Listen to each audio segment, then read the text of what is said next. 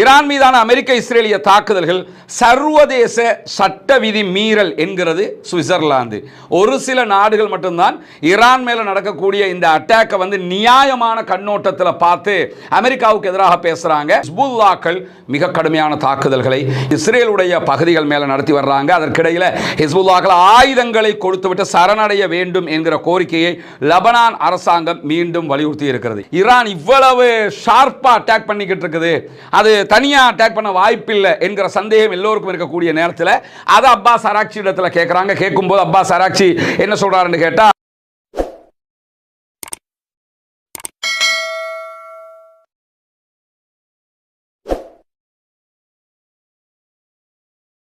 அன்பிற்கினிய சகோதர சகோதரிகளே, நம் அனைவர் மீதும் ஏக இறைவனுடைய அமைதியும் கருணையும் உண்டாகட்டுமாக என்கிற உயரிய பிரார்த்தனைகளோடு ஈரான் மீதான அமெரிக்க இஸ்ரேலிய ஆக்கிரமிப்பு தாக்குதல்கள் ஆரம்பிக்கப்பட்டு 9வது நாட்களை நாம் கடந்து கொண்டிருக்கிறோம். இந்த சந்தர்ப்பத்தில் என்னவெல்லாம் நடக்கிறது ஈரானிலும் ஈரானை சுற்றி இருக்கக்கூடிய மத்திய கிழக்கிலும் சர்வதேச அரங்கிலும் என்கிற அப்டேட்டடான செய்திகளைத்தான் இந்த வீடியோவிலையும் நம்ம பார்க்க இருக்கிறோம். இன்றைய நாள் இஸ்ரேலிய ஆக்கிரமிப்பு இராணுவம் லெபனானில் இருக்கக்கூடிய பாலஸ்தீன அப்பாவிகள் தங்கியிருந்த ஒரு முகாம் மீது பாரிய தாக்குதல் ஒன்றை நடத்தி இருக்கிறது.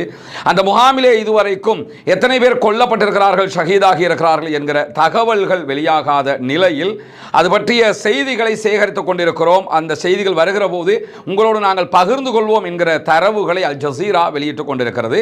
பாலஸ்தீன அப்பாவிகள் மீது தொடர்ந்தும் தாக்குதல்களை நடத்தி இருக்கக்கூடிய இஸ்ரேலிய ஆக்கிரமிப்பு இராணுவம் இப்பொழுது ஈரான் மேலையும் கடுமையான தாக்குதல்களை மீளவும் நடத்த ஆரம்பித்திருக்கிறது. குறிப்பாக இந்த வீடியோவை நம்ம பதிவு செய்கிற இந்த தருணத்திலையும் தெஹ்ரான்ல ஒரு பாரிய வெடிப்பு சத்தம் கேட்டுக்கொண்டிருக்கிறது என்கிற தகவல்கள் வருகிற அதே நேரத்தில் டெல் அவிவ், ஜெருசலம் உள்ளிட்ட பகுதிகளிலும் பாரிய வெடிப்பு சத்தங்கள் கேட்கிறது என்கிற தகவல்களும் வெளியாகி கொண்டிருக்கிறது. இரண்டு தரப்புமே மிக கடுமையான தாக்குதல்களை உடனுக்குடன் நடத்தி கொண்டிருக்கிறார்கள். இப்படியான சூழலில் தான் மோதல்கள் தொடர்ந்து அதிகரித்து வருகிற காரணத்தினால ஈரான் பிராந்தியத்திற்கு கலப்பு செய்திகளை கொடுத்து கொண்டிருக்கிறது என்கிற ஒரு செய்தி இன்றைக்கு வெளியாகி இருக்கிறது. ஈரானுடைய நியூஸ் எல்லாமே மிக்ஸ்டு நியூஸாக இருக்குது. எதை நம்புறது எதை நம்பாம இருக்கிறது என்கிற ஒரு கன்ஃபியூஷன் ஏற்படக்கூடிய வகையில் இருக்கிறது என்று சொல்லி தோஹாவில் இருக்கக்கூடிய Middle East council on global அஃபேர்ஸினுடைய நிர்வாக இயக்குனர் ஹாலித் அல் ஜாஃபர் இந்த தகவல்களை அல் ஜசீராவோடு பகிர்ந்து கொள்கிறார். குறிப்பாக பல்வேறு ஈரானுடைய அதிகாரிகள் பிராந்தியத்தில் இருக்கக்கூடிய நாடுகளுக்கு பல முரண்பாடான செய்திகளை கொடுக்கிறார்கள். அடிப்போம்ங்கறாங்க, அடிக்க மாட்டோம்ங்கறாங்க, இந்த இடத்துக்கு அடிப்போம்ங்கறாங்க, அதை சொல்லிவிட்டு வேற இடத்துக்கு அடிக்கிறாங்க. இப்படி முரண்பாடான தகவல்கள் கொடுக்கப்படுகிறது. அதை தாண்டி இதில் எது உண்மை எது பொய் என்பது எங்களுக்கு தெரியவில்லை. யுத்தத்தில் ஈரான் வளைகுடா நாடுகள் இருக்கக்கூடிய உட்கட்டமைப்புகளை தாக்குவதை நிறுத்தப் போகிறது என்று நாங்கள் இப்பொழுது நினைக்கவே முடியாது. ஏன்னா மிடில் ஈஸ்ட் கண்ட்ரியில் இருக்கக்கூடிய அமெரிக்காவுடைய பேஸுகள் எல்லாம் அவங்க தாக்குறதை நிறுத்த மாட்டாங்க, தொடர்ந்து தாக்கிக்கிட்டே இருப்பாங்க. அதற்கு ஒரு உதாரணம் தான் பஹ்ரைனில் இருக்கக்கூடிய உப்பு நீரை நன்னீராக மாற்றுகிற நிலையத்தின் மீது இன்றைக்கு ஈரான் நடத்தி இருக்கக்கூடிய தாக்குதல். இது அமெரிக்காவுடைய கண்ட்ரோலில் இருக்கக்கூடிய அமெரிக்க பேஸ் பகுதிகளில் இருக்கக்கூடிய ஒரு உப்பு நீரை நன்னீராக மாற்றுகிற ஒரு நிலையம். அந்த நிலையத்தின் மீது இன்றைக்கு மிகப்பெரிய தாக்குதலை ஈரான் நடத்தி இருக்கிறது.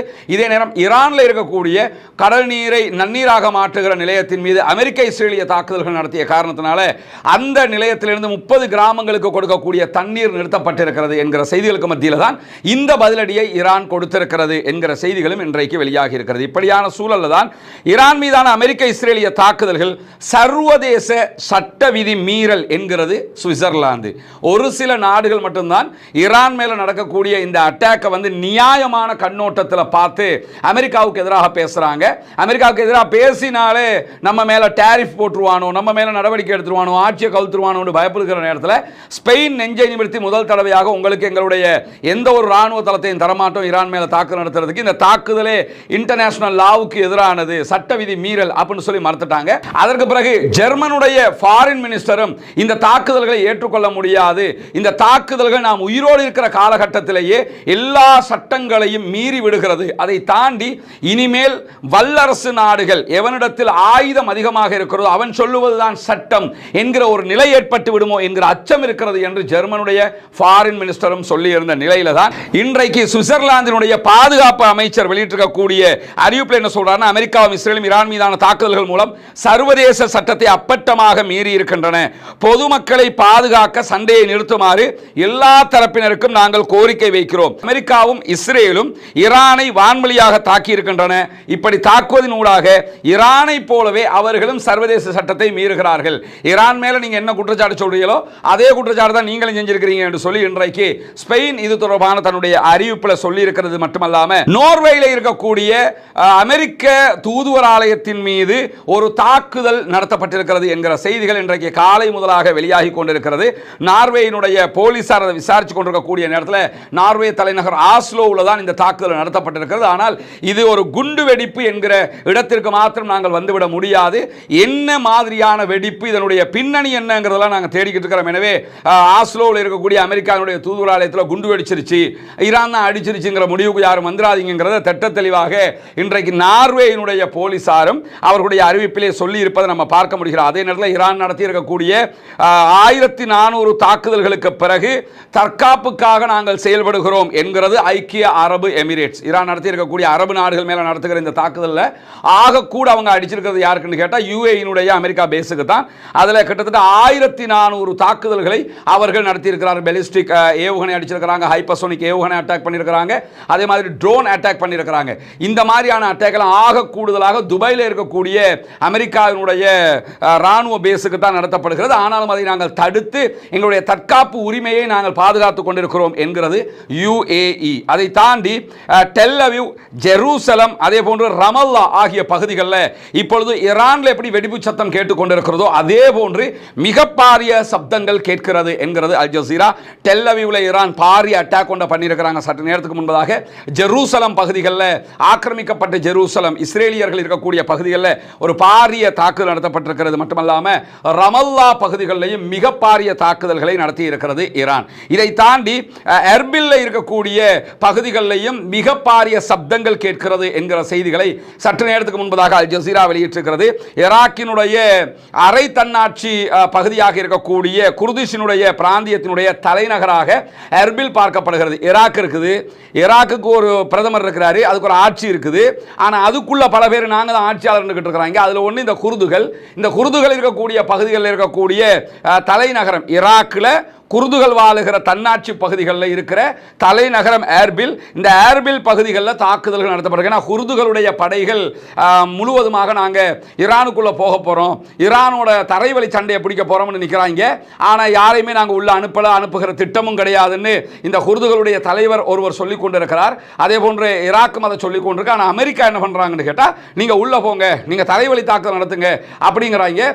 அதற்காக வேண்டி அவர்கள் தயாராக இருக்கிறார்கள் என்கிற செய்திகள்லாம் வருகிற போதுதான் அவர்களை இலக்கு வைத்து ஈரான் தொடர்ந்து தாக்குதல்களை நடத்துகிறது. எங்கே ஏரியா பக்கம் வந்துடாத என்பதை சொல்லுவதற்காக இந்த தாக்குதல்கள் நடத்தப்படுவதாக ஐஆர்ஜிசி சொல்லக்கூடிய சூழல்ல இஸ்ரேலுடைய நகரங்கள், அதே போன்று ஜோர்தானில் இருக்கக்கூடிய விமானப்படை தளம் ஆகியவற்றை குறிவைத்து தாக்கி இருக்கிறோம் என்கிறது ஈரானுடைய ஐஆர்ஜிசி, இஸ்லாமிய புரட்சிகர காவலர் பிரிவு.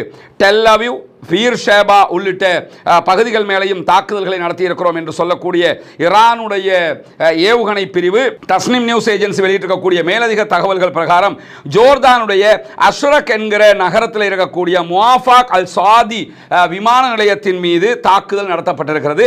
இது அமெரிக்காவினுடைய ஆக்கிரமிப்பு யுத்த விமானங்கள் மிகப்பெரிய அளவுக்கும் அதே போன்று ரொம்ப சுறுசுறுப்பாகவும் இயங்கக்கூடிய ஒரு ராணுவ தளம். எனவே இதை பலமுறை தாக்கி இருக்கிறோம் என்கிறது ஐஆர்ஜிசியினுடைய ராணுவ பிரிவு தஸ்னிம் நியூஸ் ஏஜென்சி இந்த தகவல்களை வெளியிட்டிருக்கிறது.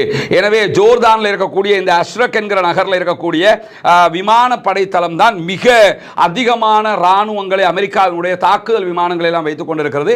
அந்த விமான நிலையத்தை நோக்கி தான் இந்த தாக்குதல்களை நடத்தியிருக்கிறார்கள். இதிலே என்னென்ன அழிவுகளை ஏற்பட்டிருக்கிறது, எப்படியான இழப்புகள் அமெரிக்காவுக்கு ஏற்பட்டிருக்கிறது என்கிற தகவல்கள் இதுவரைக்கும் வெளியாகாத சூழல்ல ஐஆர்ஜிசி கடந்த 24 மணி நேரங்களுக்குள்ளாக 4 ஏவுகணை எதிர் முன்னிருப்பு பாதுகாப்பு அமைப்புகளை அளித்ததாக தெரிவித்திருக்கிறது. ஏன்னா ஈரான் அடிக்கக்கூடிய பாலிஸ்டிக் மிசைல்களை தடுக்கக்கூடிய சிஸ்டமாகத்தான் THAAD என்கிற அந்த ஏவுகணை தடுப்பு சிஸ்டமே தயாரிக்கப்பட்டிருக்கிறது.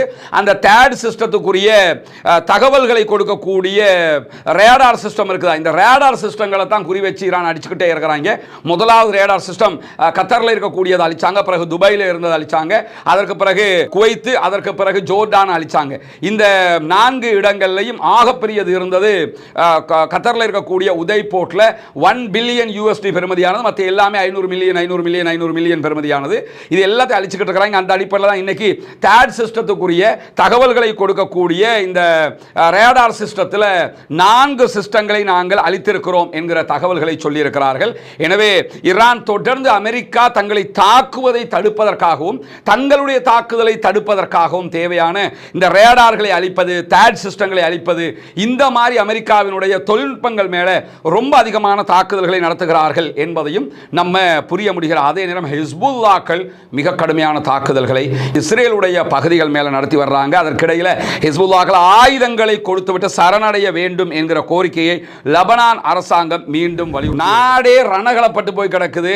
இஸ்ரேல்காரன் அடிக்கிறான், நம்ம தற்காத்து கூடுறதா திருப்பி அடிக்கிறதா, இந்த மாதிரி நிலைமை இருக்கும்போது லெபனானுடைய ராணுவம் சரியா இருந்தால் இஸ்ரேலுக்கு எதிராக சண்டை போடுறதை விட்டுவிட்டு என்ன செய்யறாங்கன்னு கேட்டால், லெபனான் ராணுவம் சண்டையும் பிடிக்காது, நீ ஹிஸ்புல்லாக்களும் போய் சண்டை பிடிக்க கூடாது, நம்ம அடி வாங்கிட்டே கிடப்போம் என்று சொல்லி இந்த ரணகளத்துக்குள்ள கிளுகிழுப்பு காட்டுகிற வேலையை தற்போது லெபனானுடைய கவர்மெண்ட் செஞ்சுக்கிட்டு இருக்கிறாங்க.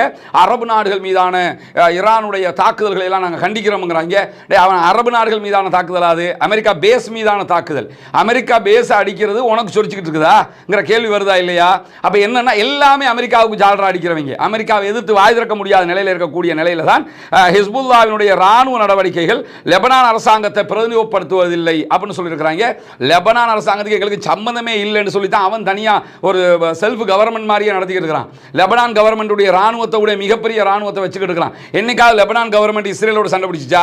ஹிஸ்புல்லா தானே சண்டை பிடிக்கிறான். அப்ப எப்படி உனக்கும் லெபனான் கவர்மெண்ட்டுக்கும் ஹிஸ்புல்லாக்களுக்கும் சம்பந்தம் உண்டாகும்ங்கிற கேள்வி ஆட்டோமேட்டிக்கா வந்துடும். இன்னைக்கு தான் சொல்றாங்க எங்களுக்கும் ஹிஸ்புல்லாக்களுக்கும் சம்பந்தம் இல்லை அப்படின்னு சொல்லி அறிவிக்கக்கூடிய காட்சி எல்லாம் இன்றைக்கு வெளியாகி இருக்கக்கூடிய நிலையில தான் ஹைஃபா கடற்படை தளத்தின் மீது மேலும் பல தாக்குதல்களை நடத்தி இருக்கிறோம் என்கிறது ஹிஸ்புல்லாக்கள். ஹைஃபாவில் இருக்கக்கூடிய இஸ்ரேலுடைய கடற்படை தளம் அது, அதன் மேல தாக்குதல் நடத்தி இருக்கிறாங்க. வடக்கு இஸ்ரேல் இருக்கக்கூடிய மிஸ்காவ் தளத்தின் மீது ராக்கெட் தாக்குதல் நடத்தியதாக சொல்லி இருக்கிறது ஹிஸ்புல்லாக்கள். இந்த ராக்கெட் தாக்குதல் என்பது அவர்களுடைய தளவாடங்களை உற்பத்தி செய்யக்கூடிய ஒரு தளமாக இருக்கிறது. இஸ்ரேலுடைய ஹைஃபா கடற்படை தளத்தில் ஹிஸ்புல்லாக்களுடைய போராளிகள் அதிநவீன ஏவுகணைகளை ஏவியதாக ஹிஸ்புல்லா தெரிவித்திருக்கிறது. நேற்றும் இதே இடத்துக்கு அவங்க தாக்கியிருந்த அதே நேரம் வடக்கு இஸ்ரேலில் இருக்கக்கூடிய நஹாரியா என்கிற நகரத்தின் மீதும் ட்ரோன் தாக்குதல்களை நடத்தி இருக்கிறது ஹிஸ்புல்லாக்கள் என்கிற செய்திகளும் வெளியாகி கொண்டிருக்கிறது. இப்படியான சூழல்ல தான் இன்றைக்கு ஈரானுடைய ஃபாரின் மினிஸ்டர் அப்பாஸ் அராக்சி இடத்துல NBC ஊடகம் ஒரு பேட்டியை எடுத்திருக்கிறது. நடக்கக்கூடிய சம்பவங்கள் தொடர்பாக அப்பாஸ் அராக்சி மிக தெளிவான சில செய்திகளை சொல்லியிருக்கிறாரு. அதுல தெஹ்ரானுக்கும் மாஸ்கோவுக்கும் இடையிலான ராணுவ ஒத்துழைப்பு எப்படி இருக்கிறது, ஏதாவது ஒத்துழைப்பு இருக்குதா அல்லது இல்லையா, இருந்தா எப்படி போகுது என்கிறதா NBCயினுடைய ரஷ்யாவை பற்றிய கேள்வியாக இருக்கு. ஏன்னா இந்த யுத்தத்தில் ஈரான் இவ்வளவு ஷார்ப்பா அட்டாக் பண்ணிக்கிட்டு இருக்குது, அது தனியா அட்டாக் பண்ண வாய்ப்பில்லை என்கிற சந்தேகம் எல்லோருக்கும் இருக்கக்கூடிய நேரத்தில் அதை அப்பாஸ் அராக்சி இடத்துல கேட்கிறாங்க. கேட்கும்போது அப்பாஸ் அராக்சி என்ன சொல்றாருன்னு கேட்டா, எங்களுக்கு அதாவது தெஹ்ரானுக்கும் ஈரானுக்கும் அதே போன்று ரஷ்யாவுக்கும் இடையிலான ராணுவ ஒத்துழைப்பு தொடர்ந்து இருந்து வருகிறது, இது ஒன்றும் புதியது கிடையாது ஈரான் என்று சொல்லி ஈரானுடைய வெளிவிவகார அமைச்சர் அப்பாஸ் அராக்சி சொல்லுகிறார். அதே நேரத்தில் இது நீண்ட காலமாக எங்களுக்கு இருக்கக்கூடிய தொடர்பு, நாங்க இன்னைக்கு நேற்று ரஷ்யாவோட ராணுவ தொடர்பு வைக்கல, ரஷ்யாவுக்கும் எங்களுக்கும் இடையில மிலிட்டரி தொடர்புங்கிறது பல ஆண்டுகளாக இருந்து வருகிறது அப்படின்னு சொல்லி பொத்தாம் பொதுவாக பட்டும் படாமலும் ஒரு பதிலை சொல்லிட்டு பிறகு என்ன சொல்றாருன்னு கேட்டா, ஈரான் ரஷ்யாவிடமிருந்து உதவிகள் பெறுகிறதா என்று சொல்லி ஒரு கேள்வி டைரக்டாவே கேட்கிறாங்க. ஈரானுக்கு ரஷ்யா ஏதாவது ஹெல்ப் பண்ணுதா கேட்கும் போது அவர் அதுக்கு பதில் சொல்றார். என்ன பதில் சொல்றாருன்னு கேட்டா, 2 நாடுகளும் பல ஆண்டுகளாக ராணுவ உறவுகளை பேணி வருகிறது. அவன் கரெக்டா குறிச்சு கேட்கிறான், இவர் அதற்கு நாசுக்கான அழகான கரெக்டான பதில சொல்லிடுறாரு. பாருங்க என்ன சொல்றாருன்னா, 2 நாடுகளும் பல ஆண்டுகளாக ராணுவ உறவுகளை பேணி வருகின்றன, ரஷ்யாவுடன் எங்களுக்கு ஒரு மூலோபாய கூட்டுணைவு எப்பொழுதுமே இருக்கிறது, ஈரானுக்கும் ரஷ்யாவுக்கும் இடையிலான ராணுவ ஒத்துழைப்புங்கிறது புதியது கிடையாது, அது ஒரு ரகசியமும் கிடையாது, அது கடந்த காலத்திலும் இருந்தது, இப்பொழுதும் இருக்கிறது, எதிர்காலத்திலும் தொடரும், ரஷ்யாவோடு எங்களுக்கு நெருங்கின தொடர்பு இருக்குதுங்கிறத இன்னைக்கு ரஷ்யாவுடைய பிரித்தானியாவுக்கான தூதுவர் பிபிசியில் தெளிவாக சொல்லிட்டார், இந்த யுத்தத்தில் நாங்கள் நடுநிலை கிடையாது, நாங்கள் ஈரான் பக்கம் தான்.